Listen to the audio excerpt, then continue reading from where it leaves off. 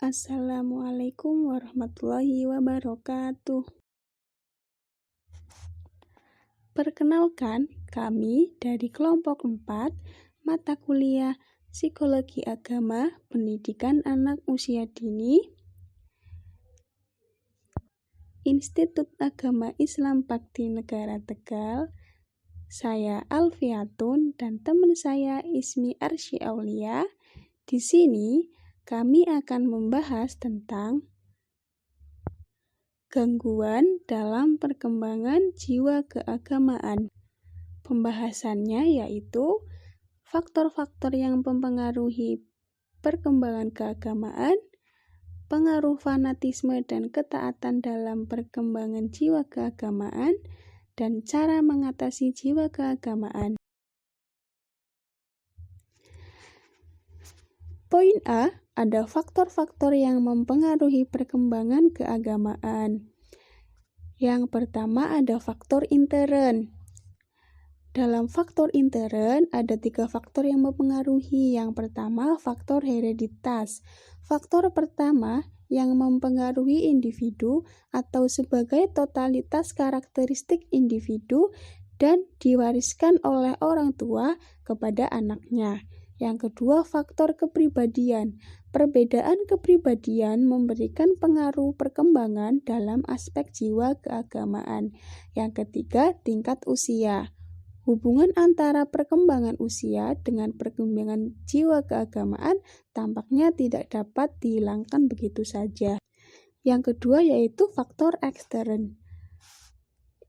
Poin A ada lingkungan keluarga. Kehidupan keluarga merupakan lingkungan pertama dan utama bagi anak. Oleh karena itu, peranan keluarga dalam pengembangan beragama sangatlah penting. Yang kedua ada lingkungan institusional. Sekolah merupakan lembaga pendidikan formal yang mempunyai program sistematik dalam melaksanakan bimbingan dan latihan kepada anak. Selanjutnya yaitu lingkungan masyarakat.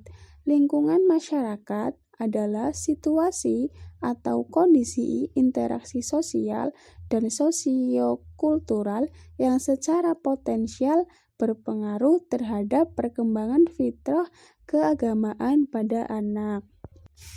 Poin selanjutnya akan dibahas oleh teman saya Ismi Arsy. Pembahasan selanjutnya yaitu tentang pengaruh fanatisme dan ketaatan dalam perkembangan jiwa keagamaan. Sebelumnya, apakah teman-teman sudah pada tahu apa itu arti fanatisme dan ketaatan itu sendiri? Langsung saja ya kita bahas. Arti fanatisme. Fanatisme merupakan keinginan untuk meniru atau mengikuti apa yang telah diperbuat oleh nenek moyangnya dalam hal keagamaan atau juga dikarenakan adanya tradisi-tradisi yang berlangsung di masyarakat sehingga langsung dapat disaksikan atau diikuti oleh dirinya. Sedangkan ketaatan sendiri ialah suatu bentuk penghayatan pada diri dalam menghadapi proses perkembangan keagamaan atau suatu ajaran. Erich Fromm berpendapat bahwa karakter terbina melalui asimilasi dan sosialisasi, maka tradisi keagamaan memenuhi kedua aspek tersebut. Suatu tradisi keagamaan membuka peluang bagi warganya untuk berhubungan dengan warga lainnya atau bersosialisasi. Selain itu, juga terjadi hubungan dengan benda-benda yang mendukung berjalannya tradisi keagamaan tersebut, seperti institusi keagamaan dan sejenisnya. Hubungan ini menurut tesis Erich Fromm berpengaruh terhadap pembentukan karakter seseorang.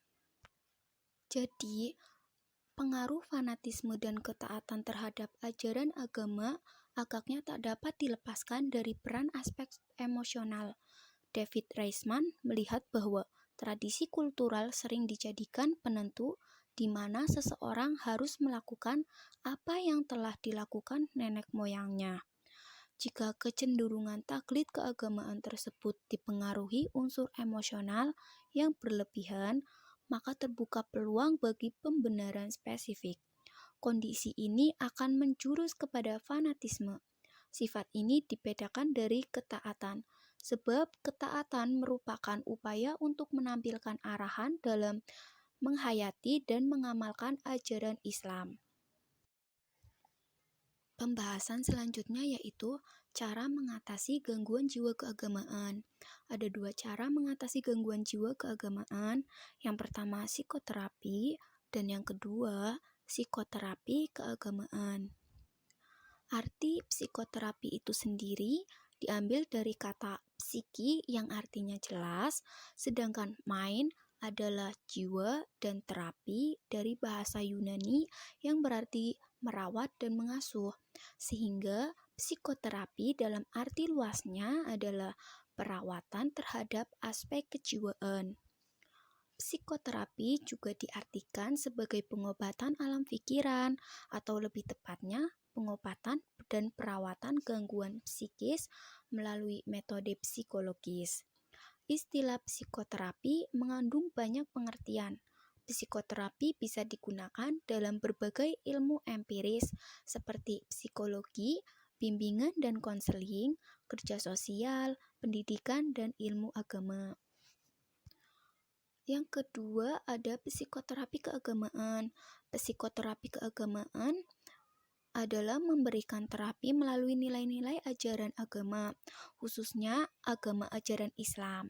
Seorang pasien dapat disembuhkan melalui penjelasan ayat-ayat suci Al-Quran dan hadis Rasulullah, serta doa-doa yang berkenanan dengan penyakit. Itulah tadi pemaparan dari kami tentang gangguan dalam perkembangan jiwa keagamaan.